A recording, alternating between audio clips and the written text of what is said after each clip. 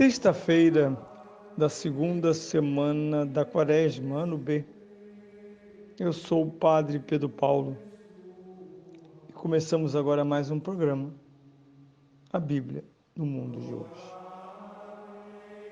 Todas as sextas-feiras já estamos habituados aos ouvintes perseverantes desse programa, com o fato de estarmos no limiar da semana que hoje procede, segunda da Quaresma, para a terceira semana da Quaresma, inaugurada amanhã com as vésperas em toda a igreja. Para lá que olhamos e de lá ouvimos as palavras sagradas do Cristo, seja no Evangelho como nas duas leituras. Nesse próximo domingo, saímos do Evangelho de São Marcos e vamos para o Evangelho de São João, capítulo 2, versículos 13 a 25. Estava próxima a Páscoa dos judeus e Jesus subiu a Jerusalém. Encontrou no templo vendedores de bois, de ovelhas e pombas e os cambistas sentados nas bancas. Fez então um chicote de corda e expulsou-os a todos do templo, com as ovelhas e os bois. Deitou por terra o dinheiro dos cambistas e derrubou-lhes as mesas. E disse aos que vendiam pombas: tirai tudo isto daqui. Não façais da casa de meu pai casa de comércio. Os discípulos recordaram o que está escrito: devora-me o zelo pela tua casa. Então os judeus tomaram a palavra e perguntaram-lhe: que sinal nos dás de que podes proceder deste modo? Jesus respondeu-lhes: destruí esse templo e em 3 dias o levantarei.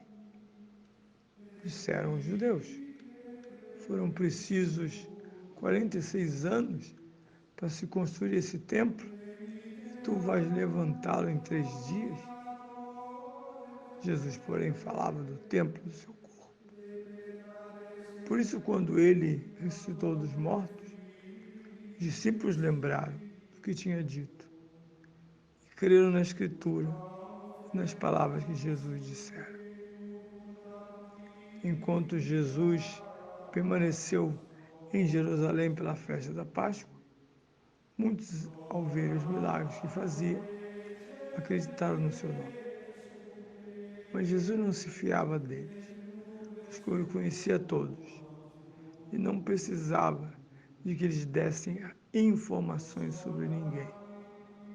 Ele bem sabia o que há no homem. É um belo texto de São João, introduzido exatamente na Quaresma, pela mensagem que transmite. Primeiro, a Páscoa dos judeus. A Páscoa de Jesus não se realiza com a Páscoa dos judeus. É outra Páscoa.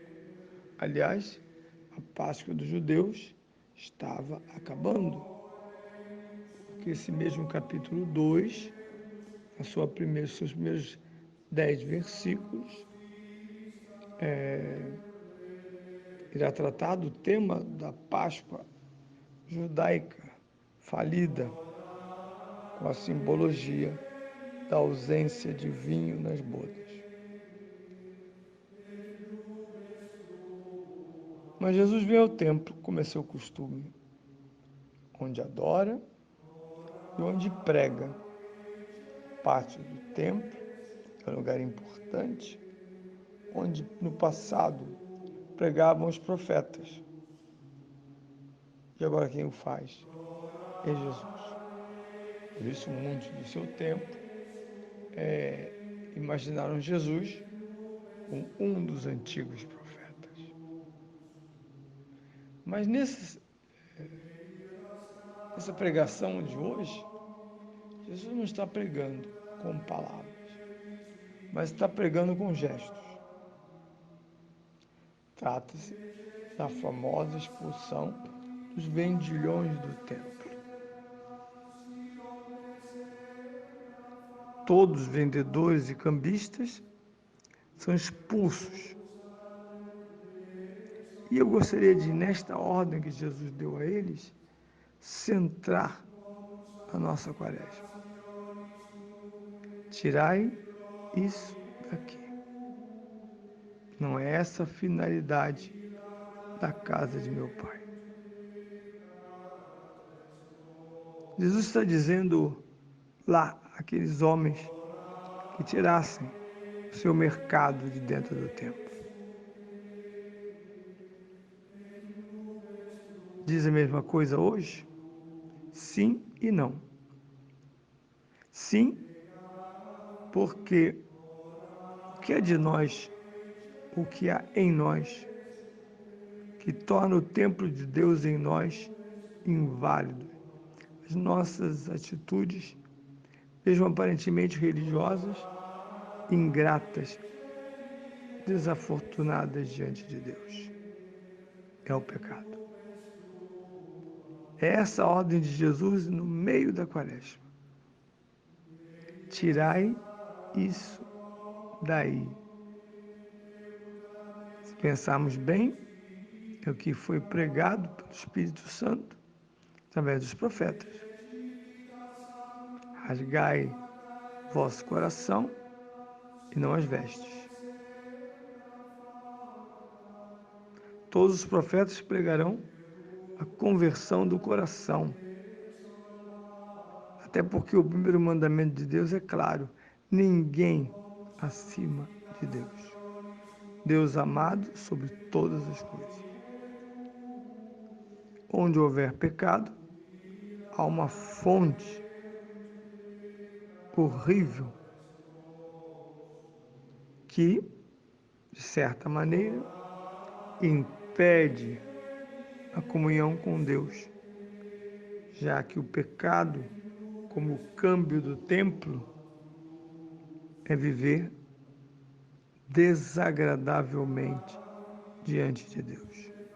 Isso é o pecado. Uma escolha perversa, disse São João Paulo II. Uma opção perversa, isto é o pecado. Por isso esse grito do Cristo dentro do templo. É a casa de meu Pai. Esse grito que ele faz hoje, na nossa direção, tem nas mãos chicotes. Ninguém passa por essa quaresma sem ouvir esse grito, esta ordem, esse apelo dramático de Cristo. Como se poderá chegar à Páscoa sem a purificação do templo? Por isso, exatamente por isso, ele vai recordar a sua ação, vai recordar aos seus discípulos o poder da Escritura. O zelo da casa de meu Pai me devora. Jesus está se comportando como se comporta o justo. Se comporta segundo a verdade. Nada deve desabonar a nossa presença no templo.